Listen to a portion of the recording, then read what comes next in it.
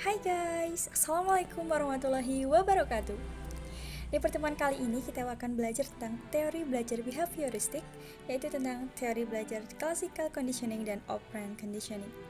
Sebelum kami memulai presentasi ini, perkenankanlah saya untuk memperkenalkan kelompok saya, yaitu dari kelompok 4 yang beranggotakan saya sendiri, Nira Fadila Warismasari dengan NIM 204200095 dan rekan saya Selvi Ayu Anggraini dengan NIM 204200104.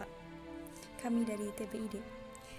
Berikut submateri yang akan kita bahas pada materi kali ini, yaitu pada poin yang pertama yaitu tentang teori belajar classical conditioning, lalu yang B penerapan teori belajar classical conditioning dalam proses pembelajaran, dan yang C teori belajar operant conditioning, lalu dan D penerapan teori belajar operant conditioning dalam proses pembelajaran.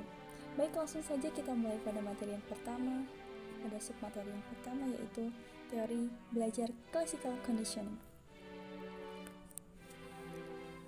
Baik, ada stimulus classical conditioning, yaitu ada 3. Yang pertama generalisasi, lalu yang kedua ada diskriminasi, lalu yang C ada penghapusan. Untuk yang generalisasi atau berasal dari generalization, yaitu dalam eksperimennya Pavlov juga telah menggunakan lonceng yang berbeda nada, membuat generalisasi bahwa suara yang berbeda atau hampir sama mungkin diikuti dengan respon. Lalu yang B ada diskriminasi atau discrimination. Diskriminasi antara rangsangan yang dikemukakan dan memilih untuk tidak bertindak atau bergerak balas, yaitu sesuatu organisme mampu untuk bergerak balas ke sesuatu rangsangan tetapi tidak ke rangsangan yang lain. Lalu yang C tentang penghapusan atau extinction. Jika sesuatu rangsangan terlazim tidak diikuti dengan rangsangan tak terlazim, lama-kelamaan organisme itu tidak akan melakukan respon. Oke, poin selanjutnya yaitu B, penerapan teori belajar classical conditioning dalam proses pembelajaran. Teori classical conditioning adalah sebuah proses penciptaan refleks baru dengan cara mendatangkan stimulus sebelum terjadi refleks tersebut. Dengan adanya stimulus berupa hadiah atau reward yang diberikan kepada peserta didik dapat menumbuhkan motivasi belajar siswa sehingga siswa lebih tertarik pada guru. Artinya, tidak membenci atau bersikap acuh tak acuh, tertarik pada mata pelajaran yang diajarkan, mempunyai antusias yang tinggi serta mengendalikan perhatiannya terutama pada guru, selalu mengingat pelajaran dan mempelajari kembali, dan selalu terkontrol oleh lingkungan. Contohnya yaitu pada awal tatap muka antara guru dan murid dalam kegiatan belajar mengajar, seorang guru menunjukkan sikap yang ramah dan memberi pujian terhadap murid-muridnya sehingga para murid merasa terkesan dengan sikap yang ditunjukkan gurunya tersebut. Baik, perkenalkan, nama saya Selvi Ayu Anggraini. Dari kelas TBD, saya akan melanjutkan presentasi dari teman saya yang bernama Nira.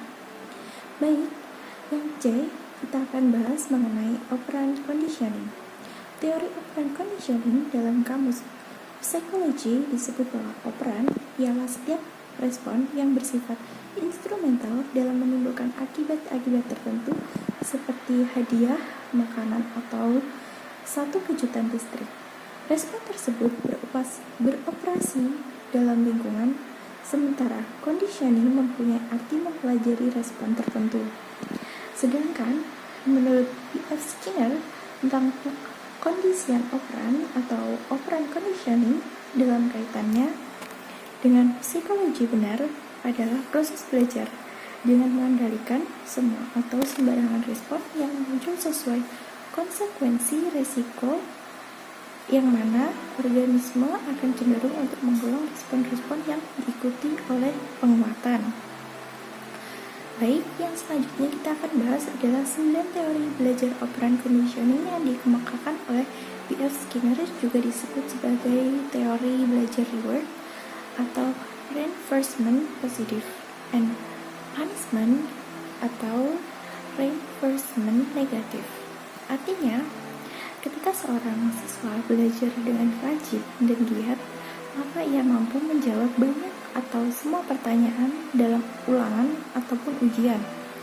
Maka, guru kemudian memberikan penghargaan sebagai penguatan terhadap respon kepada anak tersebut dengan nilai yang tinggi, pujian, atau hadiah.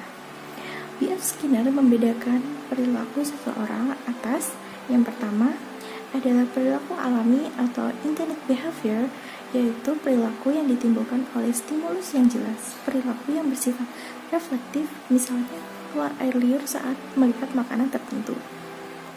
Yang kedua adalah perilaku operan atau operan behavior, yaitu perilaku yang ditimbulkan oleh stimulus yang tidak diketahui tetapi semata-mata ditimbulkan oleh organisme itu sendiri.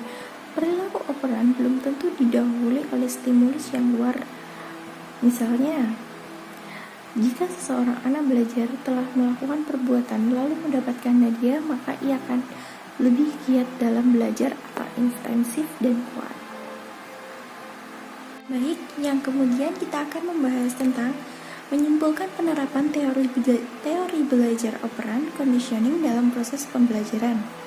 Teori pengkondisian operan sebagai perkembangan teori kondisional klasik Pavlov atau SR, fokus utama teori Skinner ialah menguatkan subjek tak lama setelah menanggapi rangsangan. Pemberian penguatan diprogram sedemikian rupa untuk menghasilkan pengulangan dan peningkatan pada respons secara teoritis. Proses ini sebagai upaya pembentukan tingkah laku atau operant conditioning.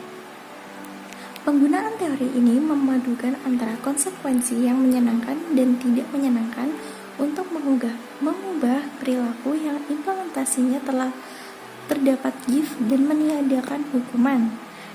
Meski demikian, hadiah hendaknya diberikan jika dianggap perlu. Kemudian, melihat dasar operant conditioning sebagai pengajaran untuk memastikan respon terhadap stimulus dalam sistem pembelajaran, guru harus mempraktikkan teori yang ada untuk menyukseskan proses pembelajaran. Langkah sebaiknya jika penerapan teori ini tidak sepenuhnya diterapkan, tetapi juga dikombinasikan dalam teori lainnya, sehingga mampu terlaksananya tujuan pendidikan yang diinginkan. Begitu. Baik, cukup sekian video presentasi dari kami. Ada kurang lebihnya, mohon dimaafkan. Assalamualaikum warahmatullahi wabarakatuh.